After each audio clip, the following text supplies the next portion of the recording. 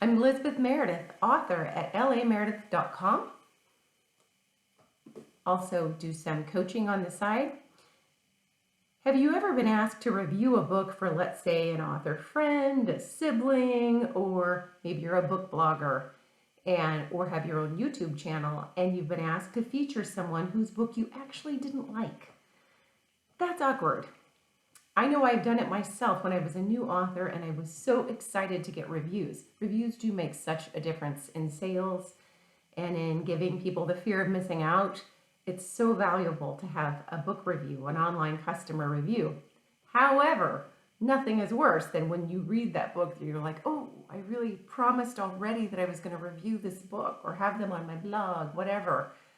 It's kind of like when your friend has a super ugly baby and you meet it for the first time and you know that all babies are precious and that in fact you would never call it out that that baby is maybe unfortunate looking and the baby will grow out of it. But you don't want to risk a friendship by just saying, whoa there, what happened? In the same way, books are really precious to us authors, but that doesn't mean that they're all perfectly written or your particular cup of tea, your genre that you like reading in. And so when you get that mad request, and maybe at first you're excited to fulfill it, and then you read the book and you think, ooh, here's a couple of thoughts. One, perhaps when your friend slash sister slash fellow author asks you for a review, sometimes they go over the line and they'll say, hey, would you give me a 5-star review? That'll really help with my sales. And I've had this happen a lot of times. First of all, that's not an okay request. It's just not. They're asking you to be inauthentic. They're asking you to possibly lie.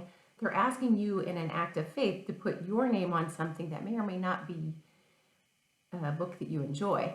So you might want to stop them in their tracks then and say, hey, I'd love to read your book, especially if you're giving it to me for free, but I just have to let you know that I want to write an authentic book review, and this may or may not be in a genre I like. So are you okay with that? So be really direct right up front with that, and you can avoid a whole lot of problems. Sometimes, perhaps that conversation did not happen, or maybe it's your publisher or somebody else asking you to please endorse or even write a blurb for a book cover on a book that you read. There are some tips that I have that'll help you preserve your honesty, but on the other hand, are not running a book down. And just to give you a little background, books in most online retailers, there's up to like 4 or 5 stars. Most of us, when we read a 1-star review, we think, what a jerk. That says more about the reviewer than it does about the art. And a 5-star review sometimes might be somebody who's super enthusiastic, and that same nice person who looks at all babies and says, your baby's beautiful, even when it's not quite there yet. But there's nothing wrong with that, but those are the extremes on the pendulum. When you're reading a book and it comes to you, and I'm sure I've had friends who've done this with my book, but when you're reading a book, and this is a memoir as an example, let's say you like historical fiction, and you're reading this and it's really intense in spots and it's, some drama, legal stuff. Maybe you're thinking, oh, can I just get through it? Well, one thing you could do when you're leaving a review that you've agreed upon leaving is you can write a little bit of a synopsis of the book and take a few sentences just to re-describe the book. Maybe you look at the back cover. You're not going to write it like that.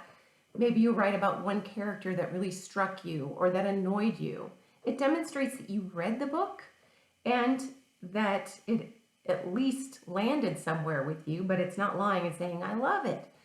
If you read a book, like I read a book one time that I thought, wow, I learned some things about generations past, and maybe that wasn't my very favorite read whatsoever, but what I would be able to say is this book harkens back to a time when things were very, very different, and I was able to appreciate more fully certain things about the present time that I live in, and here are a couple of things that I noted. So again, just showing what resonated with you, and that's not saying this was the love of my life book, but it's saying I read it, I noticed this character, here it is. Also, if you are a book blogger, and I've read this somewhere recently, if you're a book blogger and you have promised to give someone space in your blog, you might want to hold off promising what kind of interview it will be, or don't tell them you're going to review it on their blog until you've read the book. If you don't actually like the book, it gives you an opportunity to pivot, and you'll be able to say, look, can I ask you some questions about your process in writing? And what was your routine? What are some tips you'd give other people?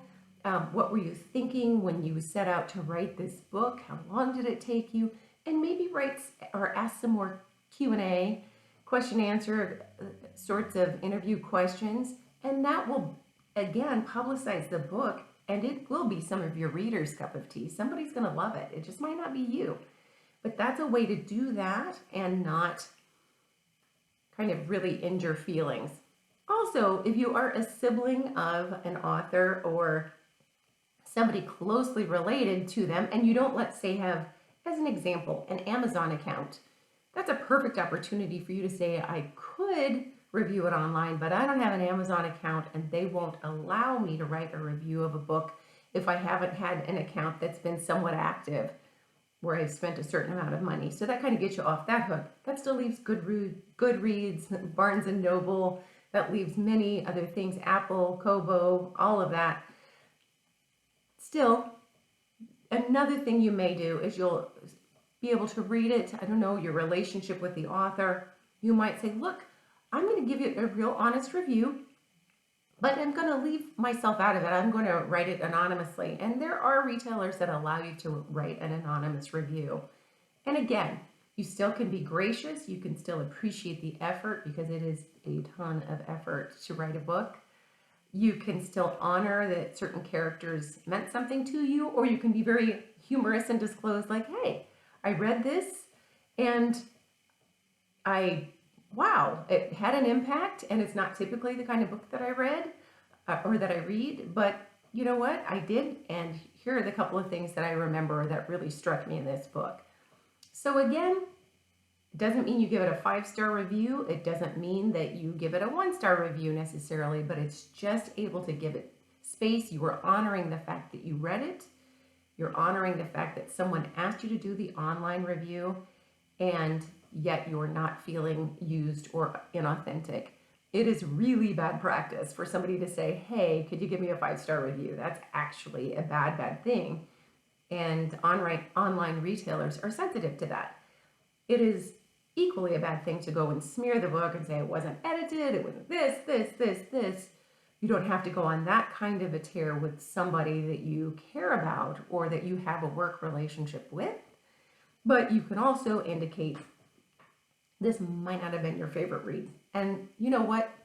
Any of us who are authors understand that any review is so valuable, and that sometimes lower reviews add dimension to an author's online profile. It adds believability, because we don't all like the same things. So what kind of baby I think is beautiful might not be a baby that you thought was beautiful. And the same with a book that I adore might not be your cup of tea. It is all very subjective. So I hope that's helped you. What helps in giving online book reviews, that's a whole other story. But just remember a little synopsis of the book, maybe what it really meant to you, what was something that you learned, what is something you would like to share with other people. Maybe even start your review by asking a question. What would you do if you were born in the year of 2090 and there was no one else on Earth? Whatever harkens to the book. Maybe you were reading a dystopian novel.